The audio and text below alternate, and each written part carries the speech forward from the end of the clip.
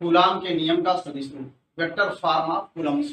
हम जानते हैं कूलाम का नियम इलेक्ट्रोस्टैटिक फोर्स जो दो पॉइंट चार्ज के बीच काम करता है उसके विषय में बताता है, उसके मैग्नीट्यूड के विषय में बताता है। और हम ये भी जानते हैं कि फोर्स वेक्टर क्वांटिटी है। इसका अर्थ ये होगा कि जो फोर्स का वो फार्मूला उसमें डायरेक्शन हमें दिखाना पड़ेगा। तो जो डायरेक्शन जब हम उसमें फोर्स के फार्मूले में इंक्लूड कर देते हैं तो वही वेक्टर फॉर्म होगा कूलाम के नियम का। तो उसी को हमें यहाँ पर दिखाना है। तो मान लीजिए हमारे पास दो पॉइंट चार्ज है, एक Q1 पॉइंट चार्ज है और एक Q2 पॉइंट चार्ज। ये Q1 ए पर है और इसका पोजीशन वेक्टर ये R1 है ये डायरेक्शन में।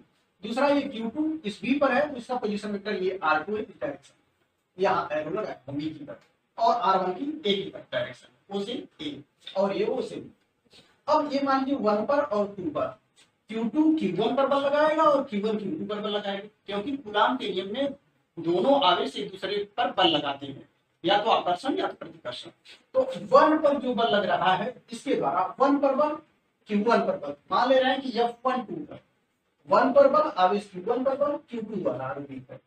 उसी तरह से 2 पर Q2 पर बल Q1 द्वारा F21 F21 आवेश Q2 पर Q1 द्वारा आरोपित है। ये हो गया। अब ये R1 है ये R2 पोजीशन वेक्टर है। तो अब जरा से देखिए ये वेक्टर भी मिलेगा। तो अगर इधर की तरफ वेक्टर चलेंगे तो B से A के वेक्टर लेंगे तो B से A की तरफ अगर आप वेक्टर का घटाना जान रहे हैं तो R1 में से R2 घटाएंगे तो R12 हम ले रहे हैं इस डायरेक्शन में।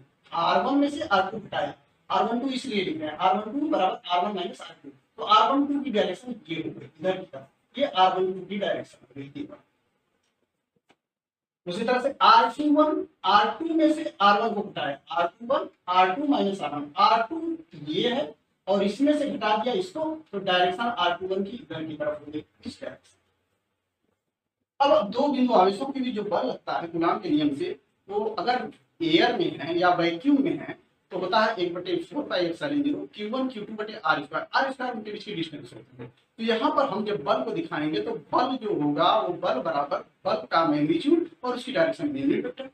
तो यहाँ पर Q1 और Q2 के बीच जो बल लग रहा है हम मान रहे हैं कि 1 पर बल इस पर, तो इस पर बल ये Q2 और Q1 दोनों पॉजिटिव अगर है तो Q2 Q1 को प्रतिकर्षित करेगा तो इस डायरेक्शन में जाएगा, तो इस डायरेक्शन में बल रहेगा।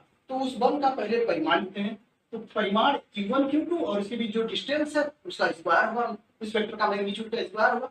तो यहाँ पर लिखेंगे F12 1 पर बल 2 के द्वारा 1/4πε0 ये कांस्टेंट Q1 Q2 और डिवाइडेड बाई जो डिस्टेंस है। हम कह रहे हैं Q2 Q1 पर बल लगा रहा है इस डायरेक्शन में, जिसका जो मैग्नीट्यूड है इस वेक्टर का, ये वेक्टर इस डायरेक्शन वाला वेक्टर लेंगे और इस डायरेक्शन वेक्टर R1 में से R2 घटाएंगे तो R12 होगा। तो R12 का मैग्नीट्यूड का स्क्वायर, तो ये R12 के मैग्नीट्यूड का स्क्वायर, ये तो इतना हुआ उसका मैग्नीट्यूड, इस फोर्स का मैग्नीट्यूड। तो फोर्स बराबर होता है उसका मैग्नीट्यूड और उसकी डायरेक्शन में यूनिट वेक्टर। अब इसकी डायरेक्शन ये Q1 प्लस है Q2 प्लस है, इस डायरेक्शन में प्रतिकर्षण बल लग रहा है तो F12 की दिशा इस डायरेक्शन में है और R12 भी इसी डायरेक्शन में है। तो इस R12 का यूनिट वेक्टर लेंगे तो R12 कहते हैं। क्लियर है आपका F12 का वेक्टर नोटेशन कैट। लेकिन हम जानते हैं अगर कोई यूनिट वेक्टर है तो वो यूनिट वेक्टर बराबर होता है वो वेक्टर बटे उसका मैग्नीट्यूड। R12 ये कैट बराबर ये यूनिट वेक्टर बराबर होगा ये वेक्टर R12 वेक्टर और डिवाइड बाय उसका मैग्नीट्यूड, उसका मैग्नीट्यूड ये। तो इस तरह से R12 की जगह इतना रख सकते हैं। तो हम यहाँ पर जो फार्मूला हमको मिलेगा F12 बराबर होगा ये तो रख लेंगे 1/4πε0 Q1 Q2 R12 मैग्नीट्यूड इसका स्क्वायर वेक्टर का और इसकी जगह रख दिया R12 वेक्टर और डिवाइड बाय इसका मैग्नीट्यूड।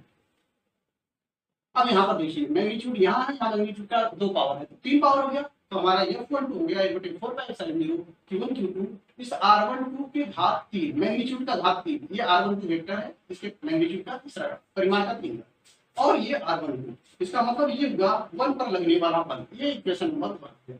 और इसकी डायरेक्शन किधर है वेक्टर R12 की दिशा में, वेक्टर R12 किधर है इधर की तरफ है। तो इसका मतलब Q2 Q1 को क्या करेगा प्रतिकर्षित करेगा। तो ये तो रहा आपका। ध्यान से देखिए अब इसमें F12 1 पर बल लगने वाला जो है R12 की दिशा में है तो जितना बल इस पर लगता है उतना इस पर भी लगता है, लेकिन डायरेक्शन क्या होगी ये Q1 Q2 को प्रतिकर्षित करेगा।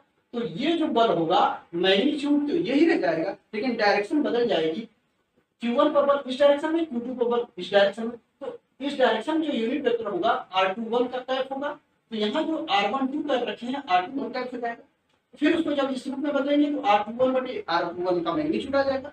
तो इस तरह से यहाँ पर F21 इसी प्रकार से F21 आएगा 1/4 Q1 Q2। यहाँ पर जो r12 का मैग्नीट्यूड है यहाँ रखेंगे r21 का, हालांकि दोनों बराबर है, ये मैग्नीट्यूड r21 के लिए और r12 के लिए, दोनों के लिए बराबर है, केवल r12 की डायरेक्शन इधर है, r21 की डायरेक्शन इधर।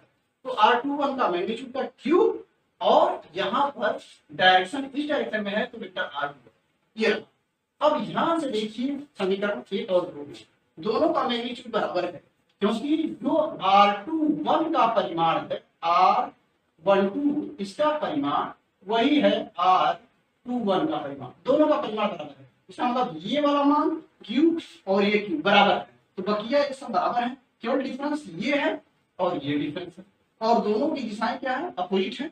इसका अर्थ है कि ये वाला वेक्टर F12 और F21 बराबर है, लेकिन दिशा क्या है, अपोजिट है। तो F21 बराबर माइनस F12, यानी ये एक दूसरे के बराबर और विपरीत दिशा में काम करते हैं, यानी क्रिया प्रतिक्रिया नियम का क्या करते हैं, पालन करते हैं।